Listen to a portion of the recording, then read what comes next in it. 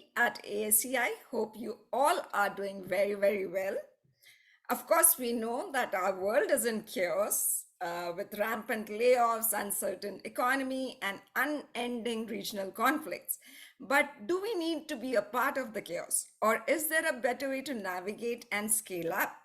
We will get to know that and get many other questions answered in today's X Factor Masterclass with top leadership experts. But before we set forth in that journey, let me remind you of a few earthly things, namely a few housekeeping tips. The session is being recorded and we will refine it before we upload it to our YouTube channel. So do revisit the content over there. Also, make sure that you subscribe to it so that you get updates that ASEI has to offer on a regular basis. While the session is going on, we request you to mute yourself and keep your videos off so that we can listen to the speakers without any interruption. In the meantime, feel free to put in your comments and questions in the chat. We will be monitoring the chat and taking your questions to the respective speaker or panel. Let me now hand it over to Piyush, our dynamic ASEI National President. He is a startup executive, entrepreneur, board advisor, and business transformation practitioner in the domain of emerging technologies. Currently, he is the CDO at a HR tech and innovation services startup.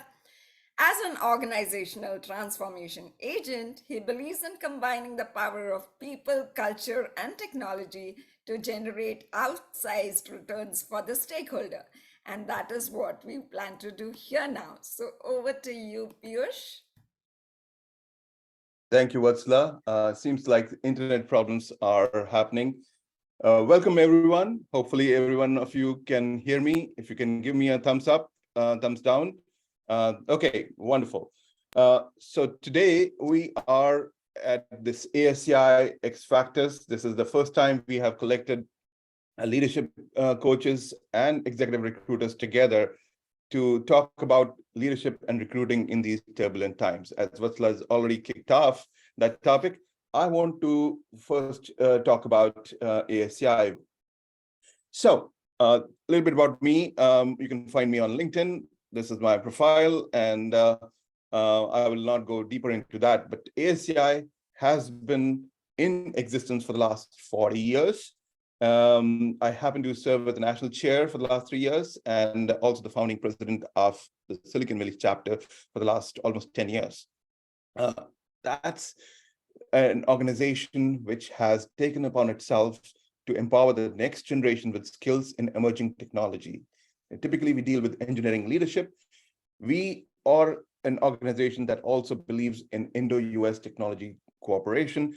And of course, we've been doing programs for youngsters, for knowledge workers. But this is kind of the first event after our CXO summit that we are doing a program for leadership and recruiting. The 5 key initiatives, which we call as the 5 pillars of ASEI, are Mentor Connect, University Connect, Engineering Tales, getting real with engineering, deep diving there, and then Youth and Technology segment. Today, we are part of the Corporate Connect, and this is where there are corporate ambassadors, there are corporate excellence programs, and industry collaboration, thought leadership comes in. So that said, there are things that we have been planning because it's our 40th anniversary, and we want to bridge the gap across all segments. We want to go from school to university to corporate to the planet, and sustainability, energy transition, and environment have been top of our mind. Our last national convention in 2022 focused on sustainability and the CXO issues. This time in Michigan, coming up at the end of September, we'll have a conference which will talk about energy transition and mobility and a lot of these things. So you can see on the screen, infrastructure, energy, automotive, and engineering innovations. So if you can, stay tuned and join us in Detroit on September 30th. So with that brief introduction about ASCI, you see the pictures on the screen. So one by one, what we'll do is the first segment is the leadership segment, where we'll talk to two leadership coaches, Yukti Kapoor and then Pearl Peng.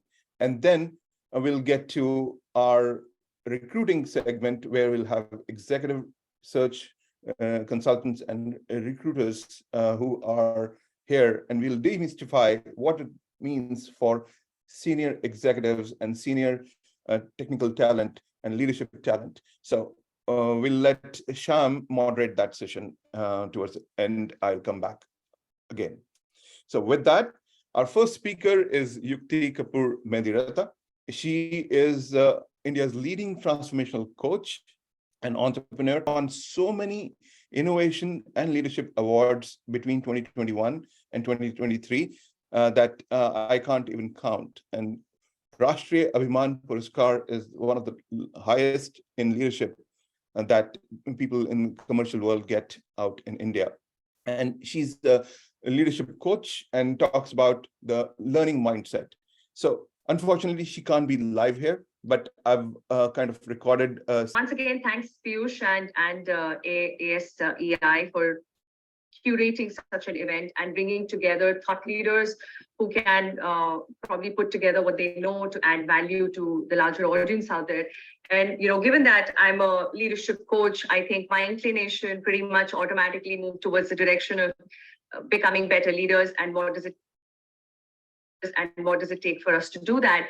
But just before I get into how we can prepare ourselves for the uncertain times that lie ahead, given the layoffs that are happening and the stress levels that's going off the roof, I think we need to kind of take a few steps back and see if we really understand what leadership means, if we are consciously learning as much as we think we are.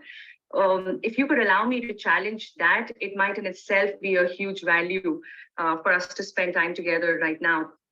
So, you know, if I were to take you back to the first experience that we've had with learning, it was when we were in school, right? And when we were a part of that system, there was a school fee that had to be paid. We had to take time out. No matter what we wanted to do in those hours, we had no choice but to be in school.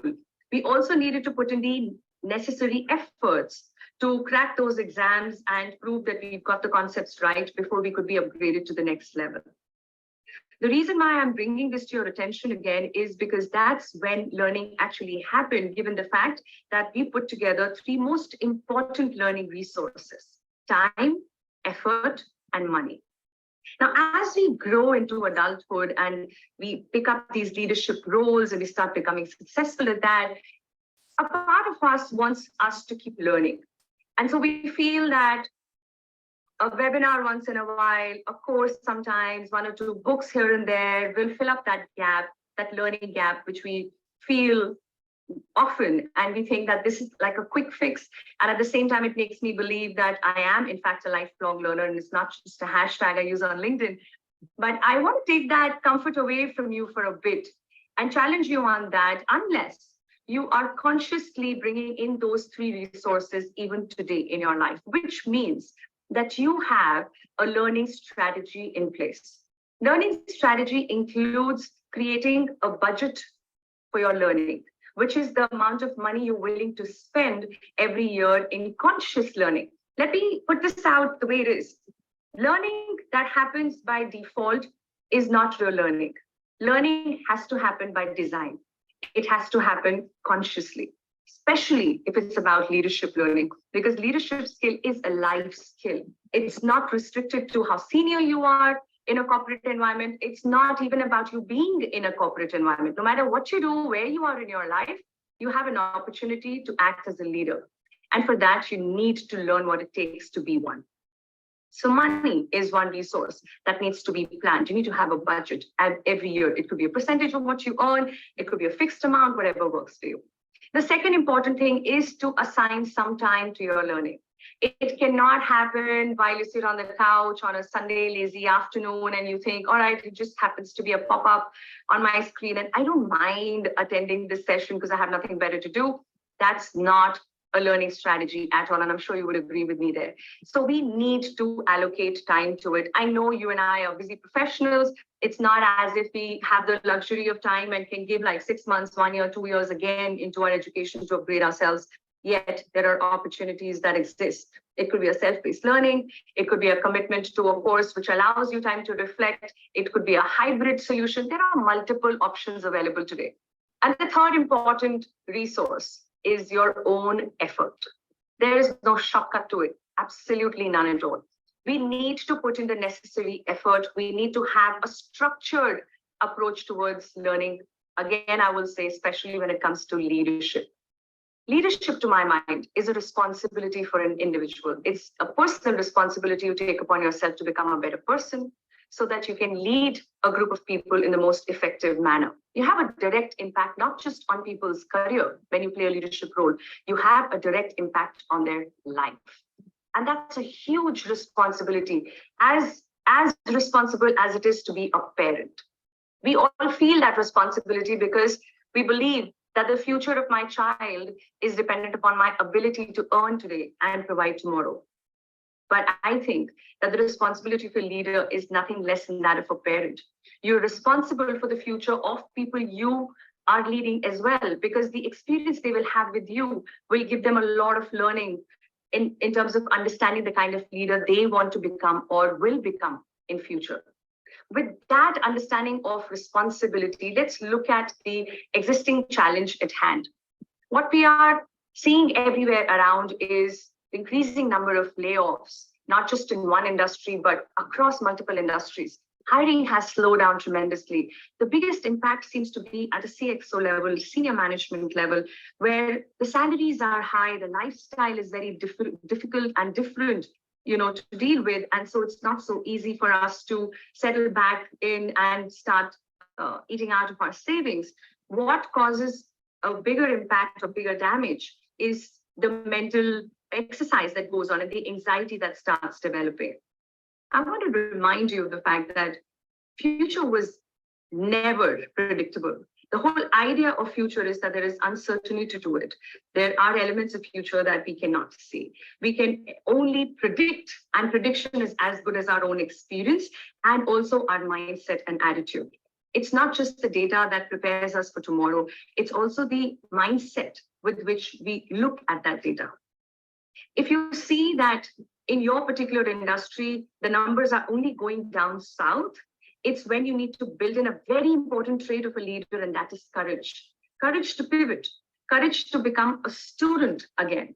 Go back to school of learning and see what are the skills that you need to learn to stay relevant today and tomorrow. A lot of us are already obsolete or almost there. It's not just generative AI, etc., that's giving us or throwing out a challenge. It's just how the entire world is evolving. And you and I have contributed to that evolution. So we should actually pat our back for the fact that we've come as far as to this point, where traditional jobs and these kind of opportunities look obsolete, where it's easy for us to have machines taking over these mundane tasks while we continue to evolve and create and innovate. The insecurity comes in only when you've not created that repository of knowledge and information, when you haven't prepared yourself to become a real lifelong learner, not just a hashtag that we use liberally, but an honest attitude with which we do whatever we do. No matter how busy you are, if in today's time you're not taking out at least 30 minutes every day to upgrade yourself, not just in your domain, but across, then you're already behind the world. The way to catch up is to stay with the time and not for you to wait for that time to come when you think you will get the opportunities you deserve.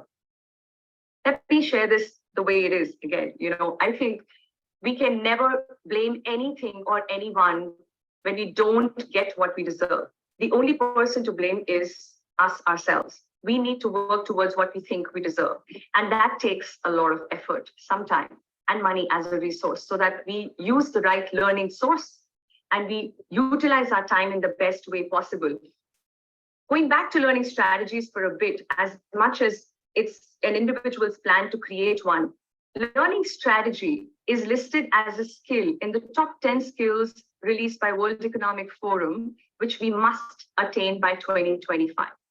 When you look at that list, everything else outside of this one is related to creativity, communication, collaboration, critical thinking, technology. But learning strategy, what is that? Very few people understand that to be a skill, leave alone creating one for themselves. I hope this talk helps you to get started with that so that you have a clear strategy ahead of you, just as how you have a business strategy in place. You have a career strategy in place, but that strategy will fall flat unless it is supported by a learning strategy. An important element of learning strategy is what you learn and where you learn from, the source of learning, the matter that you want to pick for yourself. And for that, you need to widen your canvas. So my last recommendation is to spend a few minutes every day to read up on something that you think you know nothing about. Because today's time is when we need to be a jack of all, while we could be a master of one or few. But the jack of all is a mindset that allows us to go beyond what we're comfortable learning about and go deeper into understanding things which are current today, but probably beyond my understanding. As you widen your canvas is when you're able to create more opportunities. And when opportunities exist is when insecurities leave that place. So I hope that this little talk helps you to get excited about creating your learning strategies. And then let me tell you, no matter what's in store, you will only see yourself moving ahead one step at a time. All the best with that. Thank you, Yukti, for this very, very powerful message. And you know what? You were talking about generative AI and how automation is going to threaten our existence. But you know, there's one thing that machines can't replicate, which is intuition and empathy. And if you lead with these two and you incorporate the learning strategies that you mentioned, I think we are safe, we are golden, and we are going towards our distant future. So with that, thank you so much. And I will see you again some other time. But thank you very much for your help here with the message that you're giving to the ASI audience. Thank you. Thank you. Thank you.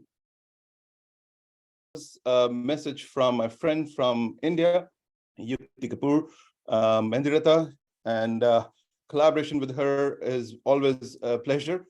She's from Delhi originally and now in Mumbai. Now let's move on to our next leadership coach, another friend of mine from my IBM days. We have Pearl here highlighted. So Pearl is the CEO and founder of Benchmark Maven, a leadership coaching and consulting firm.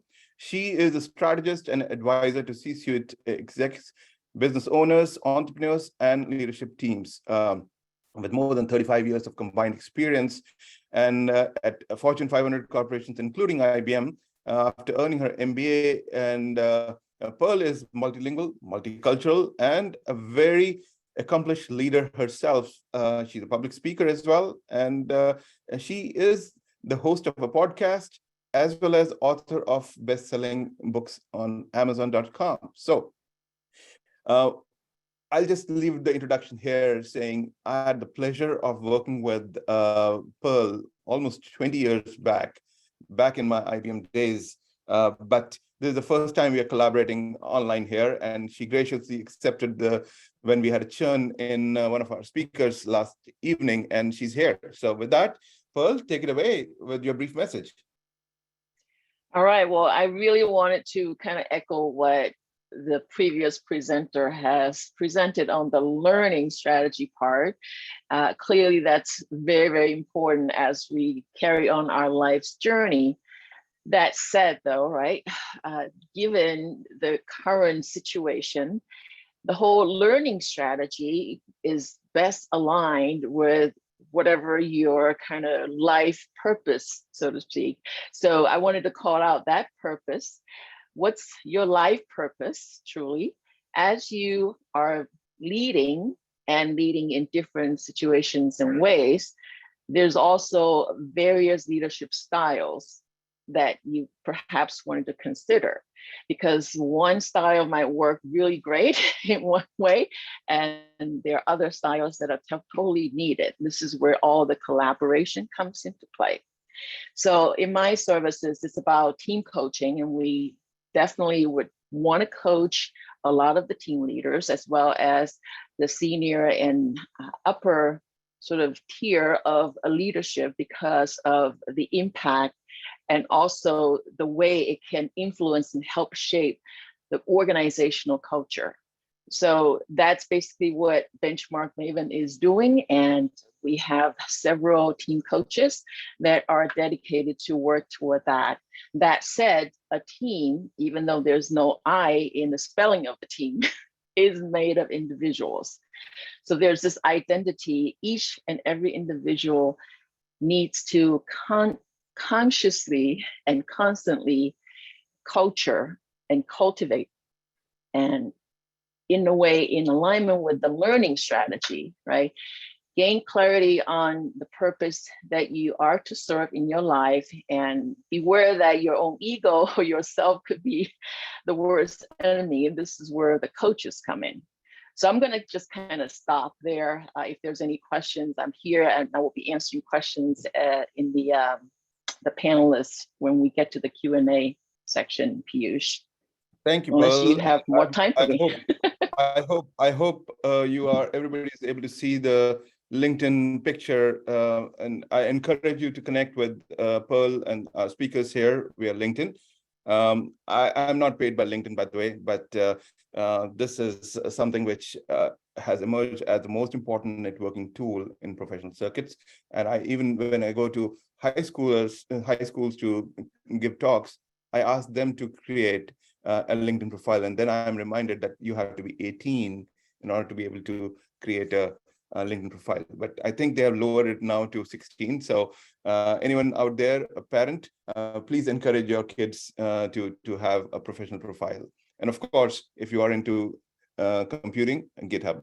So, all right. With that, thank you, Pearl, and we move on to our next segment. And our next segment is recruitment in turbulent times. And for that, I would like to invite my friend Shyam Kashikar, who is a data leader, a CXO himself, and he has been the head of data at Facebook/Meta in the past. I met him at a CDO conference not too long back, just last year. And since then, we've been talking, and he was impressed enough with my conversation that he joined ASCI, and he is now helping drive this program. So in fact, that's why he will be conducting the rest of the session here, and I'll go back into the background. So with that, the floor is yours, Shyam. Thank you, Piyush, for the nice intro and sponsoring this event. Very timely and very relevant. And nice meeting you all on this call on this event. I'm talking from San Jose, beautiful day, a beautiful Saturday morning in San Jose. With that said, it is my absolute pleasure to introduce you two of the most amazing leaders in the executive search industry. Richard Pulley, he is a partner at Adgers and Bunson, a leading executive search firm. He leads their global technology and services group. And then Dan Marvin, who is a principal at Adgers and Bunson, he has a deep expertise in hedge fund, private equity, as well as insurance companies and many, many other financial sectors as well. With that said, I know you are going to learn more about them and their firm as well, and many more things. So with that said, I want to really take a moment to thank you, both of you, and Pearl as well, for taking time to speak with this group and really sharing your expertise and point of view on a topic which is close to our heart. And really thank you again for that. So with that said, I know that we are all eager to hear from you, Richard and Dan. So it's all yours. So I hand over to Richard. Great, thank you, Shyam, and thank you, Piyush, for inviting us, Dan and I, to this event. And we're very honored and very pleased. So what we want to try and do is give you basically a simple overview as to sort of what we do, how executive search works, and how indeed it might compare to kind of the work that a more candidate-driven recruitment agency does, but also, as importantly, just give people a few tips as to how to maximize their value and their profile in the eyes of different search firms such as ours. Let me quickly start with an intro as to who I am and what I do, and then I'll hand over to Dan. So Sham says, I'm a partner in Odgers Global Technology Practice. Odgers is about the 8th, 9th largest search firm in the world. It's not that well known in the US, primarily because it's actually UK headquartered, which is where I'm from. However, just to be very clear, to avoid any confusion, I'm based in Boston despite my accent, but I've lived in the States for 13 years and my wife is American, so go figure, that's why I live here. But fundamentally, what I do, as well as Dan, is recruit C-level roles with a focus on CTO, CIO, CDO, Chief Data Analytics Officers, and increasingly Chief Digital Officers for a range of organizations. And that might well be large, high-profile IT services, technology companies, but also a range of smaller, often PE, VC-backed fintech companies as well. Dan, let me hand over to you. And really appreciate everybody's time. Great to connect here today. And just to echo what Richard said, and I know we're going to talk about this in terms of industry exposure, the skill sets that are out there. I would say what's been interesting for me is I came into search focused and mostly on the financial services side, but that's really evolved here from FS to private equity companies, portfolio companies, now doing work for companies like Visa. So it started out as really kind of buy-side asset management, but I think as so many different industries and positions are nowadays, it's really become much more broad-based and focusing on leadership execution, again, relatively industry agnostic. And that's a really good point. And again, just to pick up on Dan's comment therefore, I'm not, by being very candid, I'm not by background a technologist. I, many years ago, went to law school, trained as a lawyer in the UK, worked for Ernst & Young in London in their consulting arm, and then moved into search, as many people do, because they were approached, offered an opportunity, thought, you know what, this is an interesting area and one that I have a good deal of transferable skills and experience.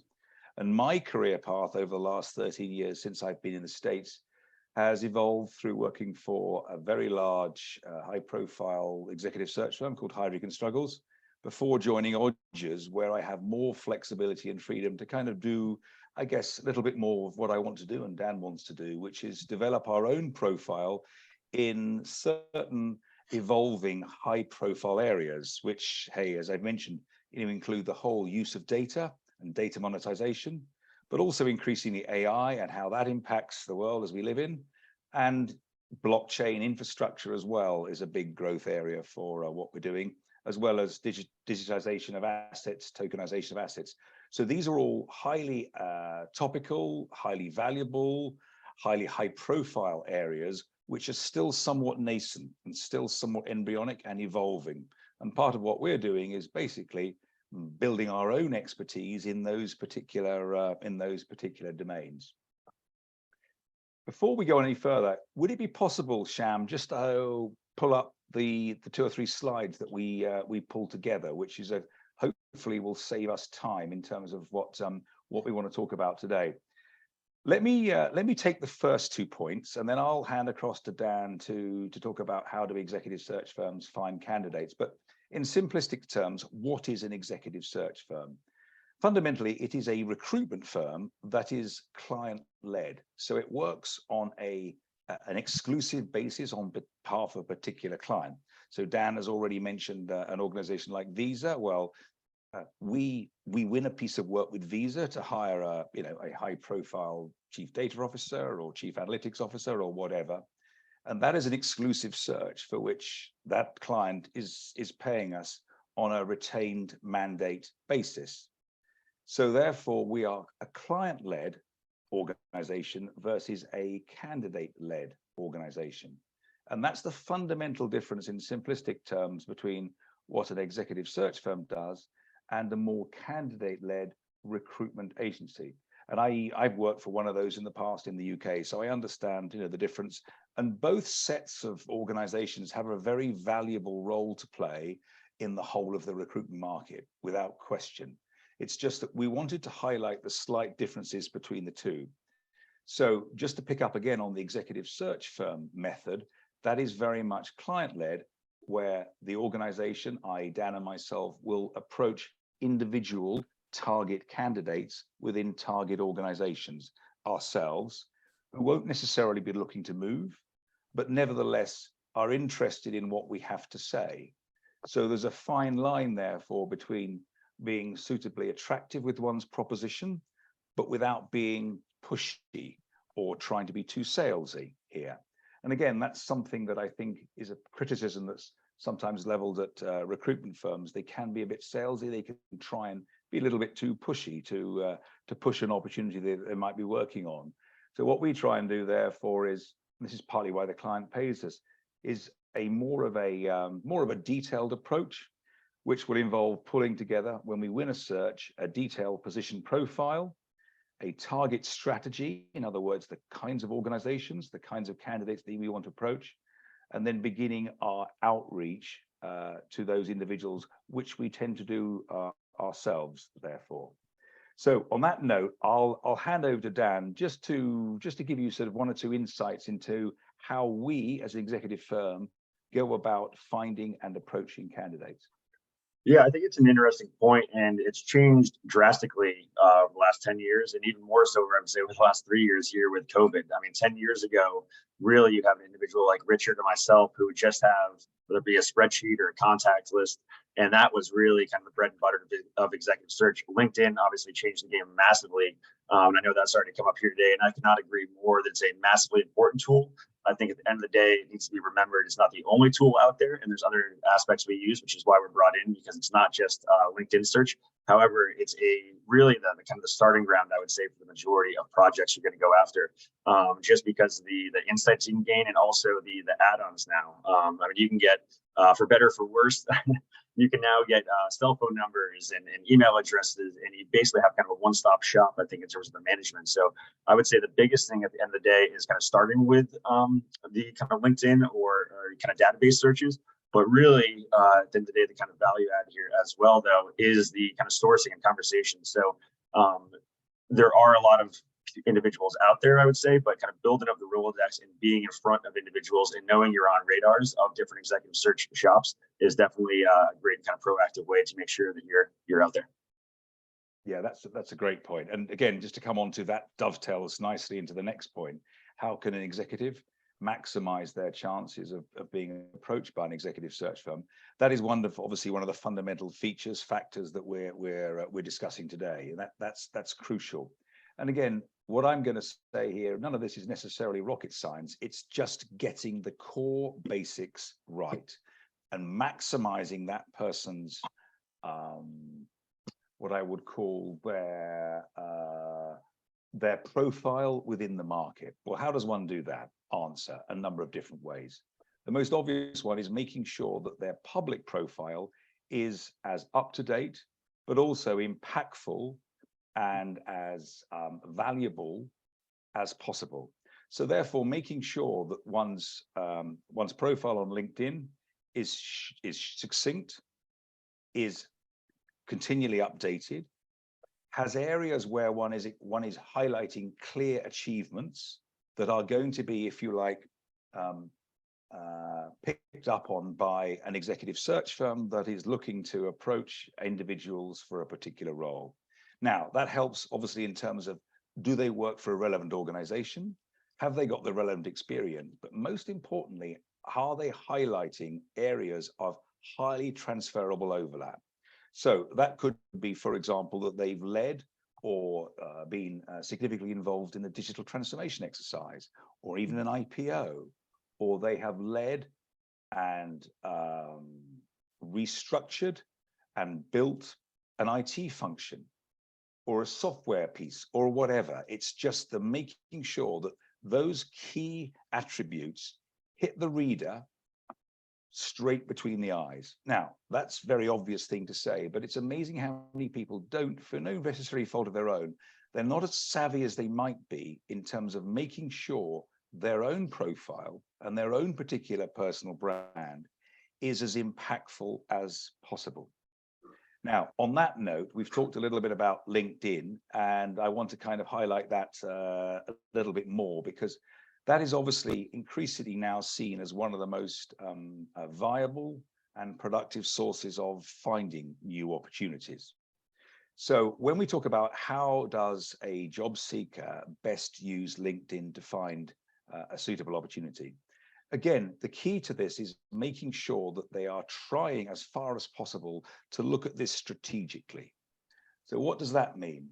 Often we hear a familiar refrain that people say, I saw a very interesting role on LinkedIn, I applied for it, and I heard nothing. Now, I wish there was something that we could do to change that, because it is a little bit, to some extent, you could argue, a little bit of a lottery with people that are applying for roles that they feel are very relevant, but they don't necessarily know how good they are when compared to other candidates as well. So the point being is, as well as highlighting as much as they can their value and their transferability, the key to this is also trying to find some other opportunities, some other way to bring themselves to the attention of that hiring manager. And that really involves as follows: trying to be strategic. So for example, if they're looking for, let's go back to this visa opportunity. If they're looking to apply for a role like that, they might have seen advertised. Who might they know at Visa that they can candidly call in a favor and say, listen, this particular opportunity I'm interested in, do you know the hiring manager? Is there any way, therefore, that you can find some way of putting in a good word or highlighting my profile? Again, it's all about distinguishing oneself from all the other people that are likely to be attracted and to be applying themselves. So it's things like that. Now, that is hard. One can't automatically find some way of often connecting oneself through one's own strategic connections to a particular role, but it's simply a way of doing this in a very strategic way and finding, as far as possible, a way to get ahead, a way to, as I say, differentiate yourself in any in some shape or form. Dan, do you want to add to that? And the whole thing I would add here is I think it needs to be mentioned that LinkedIn and a lot of these platforms and databases are great, but there's the pro and the con here, right? The con here is now there's a massive amount of saturation, whether it be the Indeed.coms, the LinkedIn's. I mean, you can apply to 100 jobs in 10 minutes now. So I would say that's just like kind of the first thing to think about. And number two, I couldn't agree more with Richard. I would say, especially at the kind of director executive level also, the majority of these positions are not posted on LinkedIn. But at the same time, I think going about it with a strategic approach here and diversifying, because there's going to be some places or individuals you come across that just do work at Facebook, that just do work at Visa, just do work at JP Morgan, et cetera. So it's also going out there and making sure that you're going about this strategically and in front of the individuals that are focusing on either the skill sets, the industries, or the companies, because again, a lot of people are retained and brought in and solely working with these places. So making sure that your kind of time allocation is being spent well. Yeah. And one final point, and this is very much a wrapper to kind of to sum up what we've been talking about, and that is not surprisingly the power of social media. The social media has to be, in anyone's now world, and we've heard this already on our discussion, has to be left front and center of one's approach. So again, as one tries to find some differentiating factor to make oneself even more high profile, even more potentially attractive, both to LinkedIn applications, but also to executive search firms, that revolves around the profile one is building on social media. So, for example, posting articles one might have written or read and reposting them, commenting on certain things, attending various conferences. They don't have to necessarily be in person, they can be done remotely. But the more one is putting oneself out there, to use a phrase, the more that in the relevant area, I should say, the more that will actually pay dividends, just in terms of people's names coming up, but also people's backgrounds sticking. And that means sticking in the minds of executive search firms who wouldn't otherwise necessarily know that individual. But there's an element here of a reoccurring name, a reoccurring concept. And as we say, one way to do that, and we do this ourselves, it's no different, is to make sure one is just being as high profile and as obvious in the nicest possible way as one can make oneself.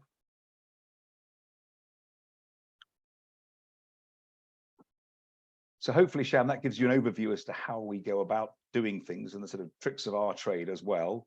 We've highlighted just for completeness our own backgrounds as well, and would be delighted to to answer any questions, whether it be on this session today or indeed going forward as well.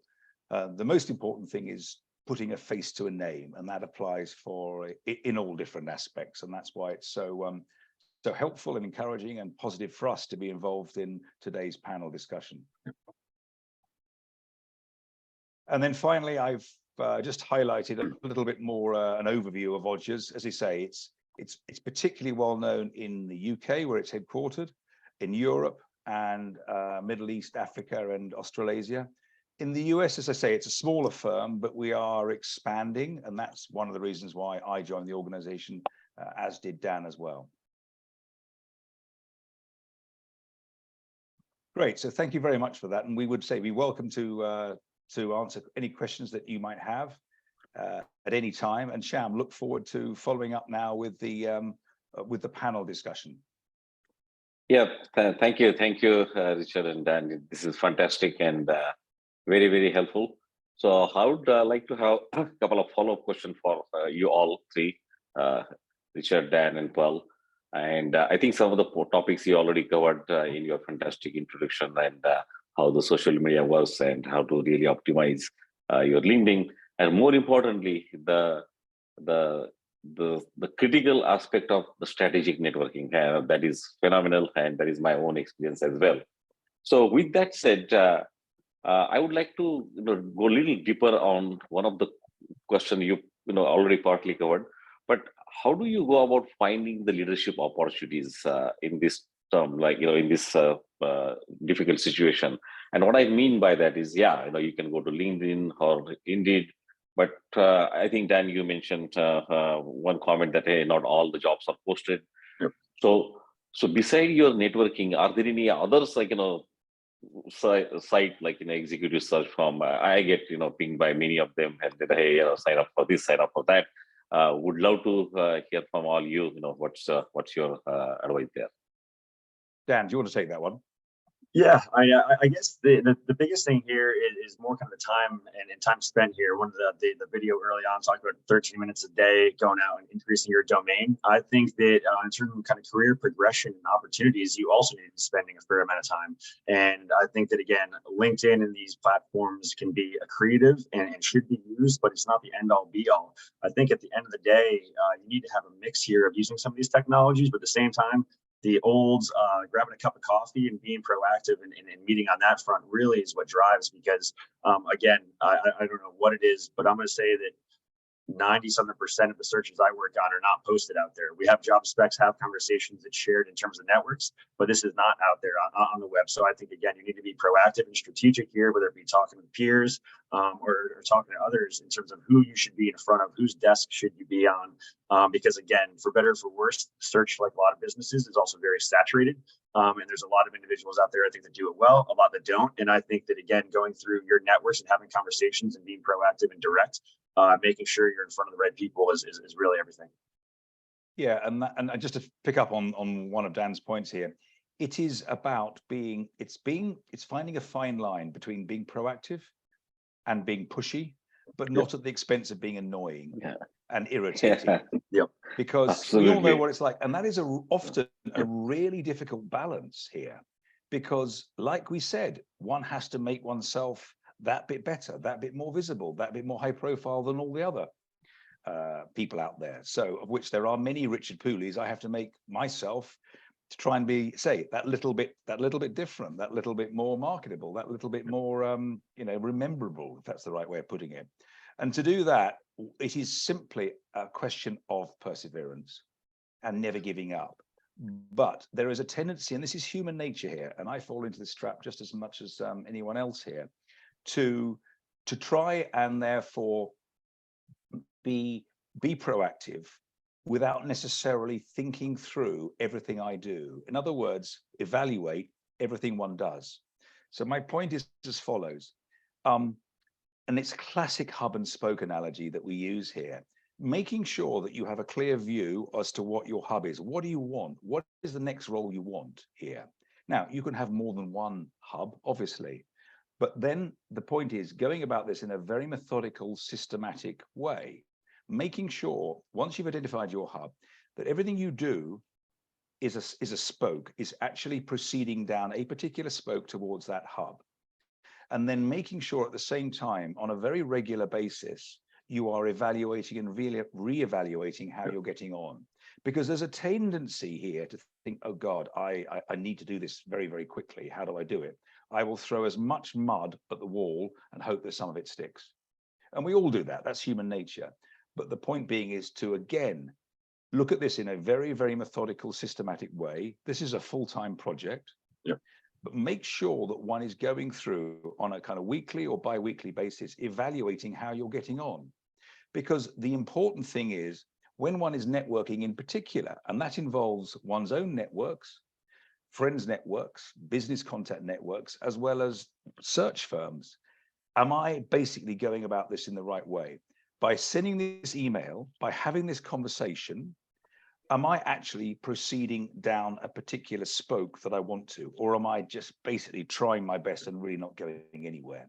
And it's that kind of continual correction and making sure that one is therefore evaluating one's process. And in that regard, one gets one maximizes the chances of, first of all, maintaining and developing one's profile.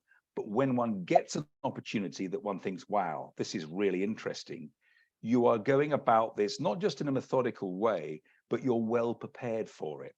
This is very much a natural next step.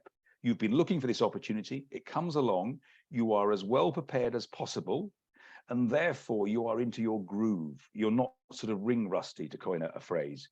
You are sharp, and you are getting out of the gates quickly, demonstrating your suitability, and without hopefully thinking, well, I wasn't really on my A game today. I was a little bit vague, I was a little bit woolly, I wasn't as concise as I should be. So it's these simple tips, and that's why personally, holistically, I like to look at it, as I say, in this sort of hub and spoke analogy.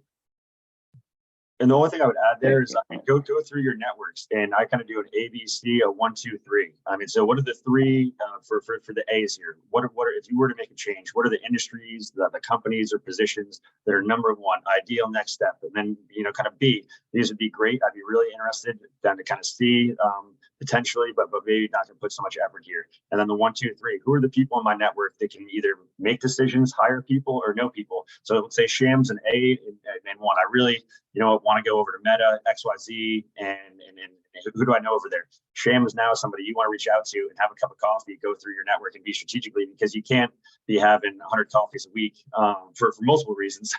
but I would say that at least having a little bit of strategy involved.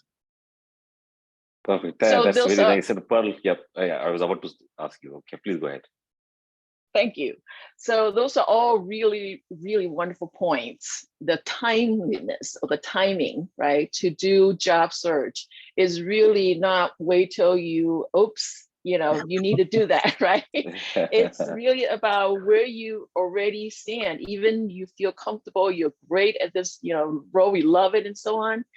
It is, again, look within yourself, and as Dan pointed out, as well as Richard, on what you really want to do next, right? It's not just what you've been doing, perhaps, and maybe challenging yourself a bit on, okay, am I really just, on this right safety thing, or is there something else that could have made my life more fulfilled?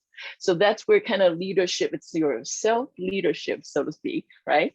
How are you really taking that time to not just looking at tactically or getting more money or getting whatever more immediate or physical upgrade or change or rewards versus all these other rewards you probably don't get to think of or revisit for your own life, for your family's well-being, so to speak. So those are all things that unfortunately we still get busy, right? We're busy. And so if you do not unlearn or set aside time, and plate's full already. Yep. Your plate is full. you gotta have to take away something so you can hold some more stuff, right? This is all you need to really spend some time to tune in and to really making sure that you're on the right path, not just because you're comfortable, everything's convenient, money's coming in and so on. So I just wanted to kind of add it in there, and that will be the best time to research, to start, because you can afford it, right? You can have that time, you can still call the shot. Yeah. I hate to say it, Absolutely. Pearl. I think that was spot on and could not agree more, and almost the most important thing to take away from today, that this is not something you turn on and off. Unfortunately, it's a full-time thing. So I could not agree more, Pearl. Very well said. Yeah, no, thank you, Anand. Everything you all said, I absolutely agree with you. So with that said, my next question where I would like to get your wisdom, from you all three, is once you land an opportunity, you are now 1 of 10 or 1 of 5 people versus before landing the opportunity or interview, you are 1 of the 1,000 or hundreds of people there. And so the question is, how do you prepare yourself to stand out among the other candidates? And I'm on the other side, right? I pursue my own job opportunities, and a couple of my favorites are, besides finding cultural fit and understanding about the hiring manager and the interview panel. One of my significant focus area is the business outcome. I try to understand the business, and when you're in the interview, what do you bring to the table to really create that business impact. But I definitely love to hear from you three. Pearl, I mean, you want to wait first, or? yeah. So shall I just quickly take that from my perspective? I mean, again, none of this is rocket science. It is classic stuff. First of all, it's preparation. You only get out of life what you put in here. You cannot just be content to think that you've got a reasonable idea of how you're going to position yourself. You need to go the extra mile. So what does that mean? Answer. No surprise, doing as much research on the role and the organization. Joining up the dots. How does one person fit with the other person? Being also trying to prepare yourself for the sorts of questions they're going to ask. And again, visualizing here how you feel you are going to best demonstrate that you are the best person for that role. And that means, as I say, various things. Making sure that you're as well prepared as possible as for what I call curveball questions. And you can never anticipate every question, but also thinking about what you would want to do in that role in the first 3, 6, 9, 12 months here. Also, people are often surprised about questions and not necessarily being as prepared as they might do to ask pertinent, relevant, well-informed questions. Making sure that can speak a great deal about who you are and what you do and how you've researched for this. Also, final comment from me, without being too prescriptive, look at this like a classic exam question within reason here. Have a plan as to how you're going to approach it. Even if there are certain aspects that you're not asked about, make sure you bring them to the fore by demonstrating that you've got a particular area of experience in terms of a question, for example, even if the interviewer hasn't necessarily brought it up themselves.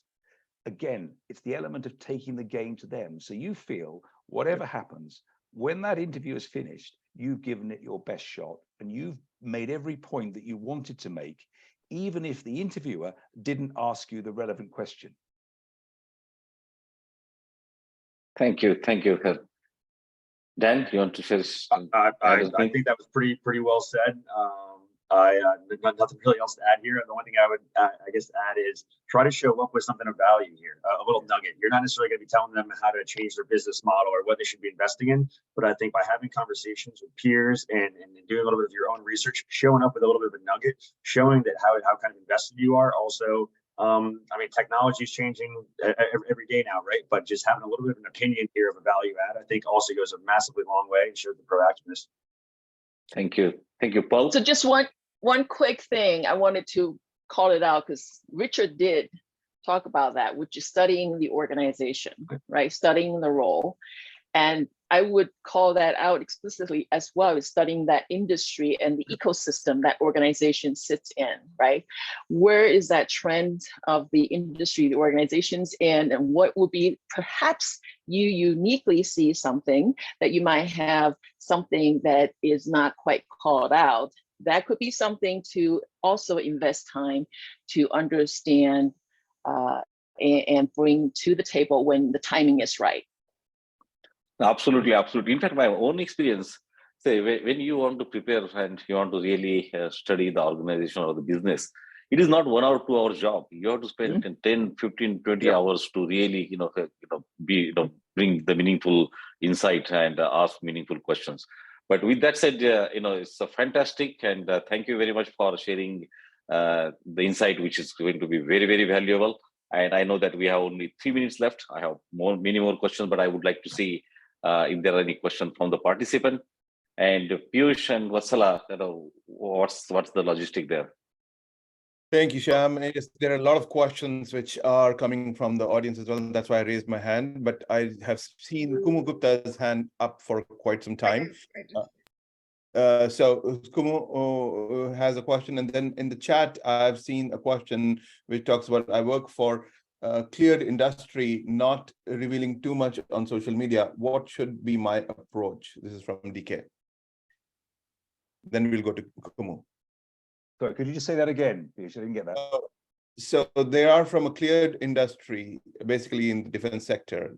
They can't say much about social media. So how do they enhance their profile in social media, because they are prohibited from saying much? Yeah, I think that's a good question, and that doesn't come up very often. So that's a somewhat unusual scenario. My own gut feel here, and again, I would welcome everyone else's comments, but would be make sure that you actually you're aware of what you can in terms of information about yourself and what you can't. Because sometimes, and again, I'm slightly speculating here, there may be more that you can reveal about yourself in terms of your profile than you think here. As long as it's fully, agreed and accepted, I wouldn't necessarily use that as too much of a negative. Just try and, make the best of what you can do. But you never know until you try, is my comment. And the only thing I would add there too, there are some searches where you're looking for people with just top secret clearance. So, I would put that out there on LinkedIn. You're over at Boeing, top secret clearance. You don't necessarily need to give all the ins and outs of that, but that right there, very simple line, kind of sets the stage. And the only thing I have to add here, unfortunately, I really need to run at a hard stop at 1 for the engagement party, which would not go well. But happy to take kind of one more question. Well, thank you, Daniel, and feel free to drop off. I do want to give Kumu Gupta a chance to ask, and then there is a question from Deepak Bhagat. So if you have to leave, that's fine. But Shyam, why don't we give Kumu Gupta a chance to ask? Kumu? Yeah, please. Yeah, so Richard, nice to meet you. I'm in Boston too. I would like to get your contact information. And I have 2 questions. One is for this panel and one is for Vatsala kind of question. But my question is that if you were to name the top 2 strategies of landing a position that you want, what would those be? Like a direct hit, not just okay, try this and try that, but true and tried, because you're in that profession, so you have seen things and you know what gets people hired quickly. So that is, and how much does LinkedIn play a role in that? Because I hear a lot of hype about, oh, LinkedIn is the way, you have to spend hours in perfecting. You address some of that today, that, perfecting your profile and whatnot. So those are the questions for this panel. And then connected to what Vatsala is doing, I wanted to know that, if you have a career in a certain field, but you have a lot of activity in the other fields, like let's say volunteering, given what the environment is today, you say, well, it's harder finding a job or a position in my industry, so why don't I try to go into this other thing that I've been doing all along, So making a profile where not you, but the person who's looking at you is convinced that your volunteering plus your transferable skills is a perfect fit for what they want. So. Yeah. Okay, that's so two questions, and that's very helpful. So to answer the first question, again, it is like I mentioned earlier on, getting the basics right. So make sure, therefore, that one's profile, one's resume is succinct and lucid and straight to the point. Again, simple things that I often advise people on that they possibly might have missed, and that is you're selling yourself on your own brand, but you're also selling yourself on the brands that you've worked for, whether that be an Ernst & Young, whether that be a Microsoft or whatever. So if you have worked for large international organizations, make sure that that is high profile and highly visible, therefore. Because sometimes people are, well, it's human nature. There's an element of box ticking, and they want to see whether somebody has worked for, you know, a large international complex organization, and they don't necessarily see it as closely or as immediately as they might do, because the person's profile isn't as, shall we say, as succinct or lucid or impactful as it might be. So there's the kind of first thing. Make sure that it's really, really easy to read in terms of who you are, what you do, your background, the organizations you've worked for, the years that you've worked for, and the kinds of roles. And also within that, that you've had hopefully a series of upwardly progressive roles within an organization. Sometimes people say, oh gosh, X or Y has spent 20 years within an organization. Have they been somewhat coasting? Do they lack ambition? Well, it's up to you to very much demonstrate that you've had, like I say, a series of upwardly sort of mobile, plausible promotions within an organization, and that every role had a value and was a very logical next step. So those things are what I call the core ingredients. And once you get those, I think, you know, focus on those, that actually makes one's profile an even more sort of powerful tool. And then to come back to your second point about, you know, transferability of skills, this is probably the most often asked question that I get. How do I demonstrate that I've got core transferable skills that would allow me to move from one sector, one industry, one kind of environment to another? This is hard. It is human nature, I'm afraid, to be somewhat blinkered, to be somewhat, I guess, tunnel visioned. And people feel confident and they like to feel reassurance that somebody is in that particular space already, and therefore there will be less risk to hire that person than somebody else who may have the same set of skills, but they've been working in another industry. The job here, the trick here, the knack here is to make sure that you are going about this in as far as possible in opening that person's eyes. Now, it's easier to do that when you're speaking to them face to face or on a Zoom call like this. It is often harder when you haven't got that luxury of a personal contact. But if you can pick out and demonstrate those key transferable skills, such as, for example, a particular finance function or a systems experience or a transformation, a digital transformation experience, that is halfway there. It's just making sure you're putting yourself in the reader's view and their own position and thinking, right, how am I going to convince them that this is a logical next step for me, even if I'm coming from a potentially different environment? Does that answer your question, Kimmy? Yes, thank you. Great.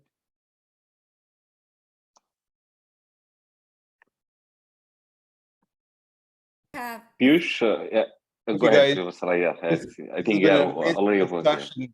Would love to continue going, but I promised to some of the folks here that we will finish the official section, stop recording, and then perhaps provide another 10 minutes of networking where everybody who wants to ask a question will come on the camera, but we will not be recording that last 10-minute segment. So if you're okay with that to extend, please stay on.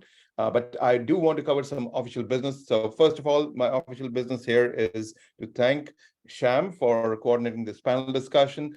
Thank Richard and Dan for initially coming on a planning session back in the April timeframe that we started talking about this. And of course, Pearl for jumping in at the last moment, and for all the back and forth, and for Yukti as well. I know there were challenges in getting live on this session, but I hope the audience got the worth of their 1 hour spent on this call on a Saturday morning. I, for one, definitely learned a lot of things, and I would like to make sure that anyone who's on this call stays connected with us. LinkedIn is our best friend to get connected on social media, and let's keep rocking. ASCI is a 40-year-old organization, and I want to talk about a couple of upcoming programs in Silicon Valley. We are doing another program on Monday, actually in person, where dinner will be available as well. Navigating the aftermath of recent layoffs. So there's a flyer on the right side you see here.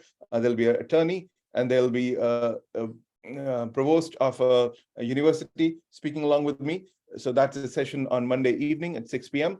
And then we are also thinking about a picnic either in September. It was supposed to be August 24th, but right now, playing with the dates, it might be a September 10th, a picnic in the park with a twist. We'll have a generative AI section as well. So while we'll have fun, we'll also discuss about AI and generative AI. So wherever I go these days, of course, I have been in the data field for 30 plus years. So data analytics, AI always come in, but now generative AI comes in.